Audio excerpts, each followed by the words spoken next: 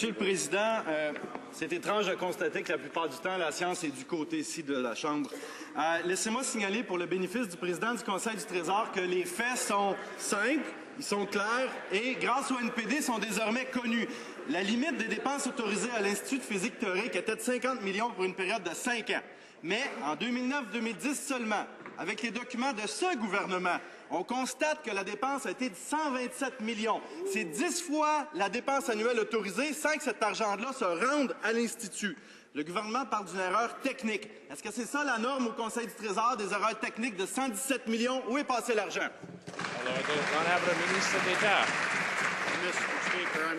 Monsieur le Président, je suis sûr que ce député est d'accord avec la science qui dit que les cochons peuvent voler. Le fait est que les néo-démocrates se trompent.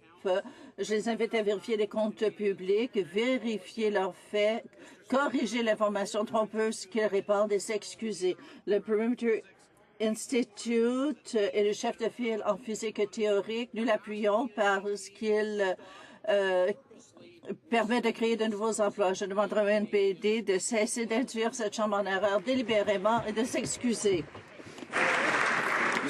Monsieur le Président, on ne s'excusera jamais de dévoiler les erreurs puis la mauvaise gestion de ce gouvernement-là.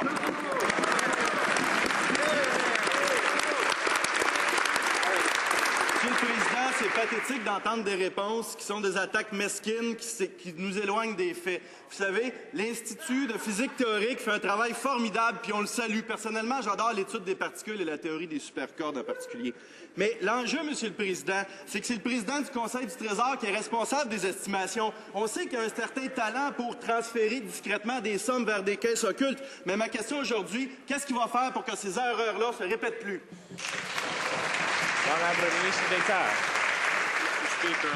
Monsieur le Président, encore une fois, je renvoie les nouveaux démocrates au dossier.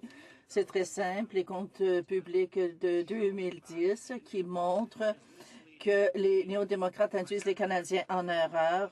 J'ai les documents ici, je serais heureux de les déposer, mais même le député libéral de Sainte-Paul partage notre préoccupation au sujet de la crédibilité de cette Chambre lorsqu'elle dit, lorsque nous lançons de fausses accusations, et que nous ne sommes pas sûrs au sujet de cette affaire de Perimeter Institute.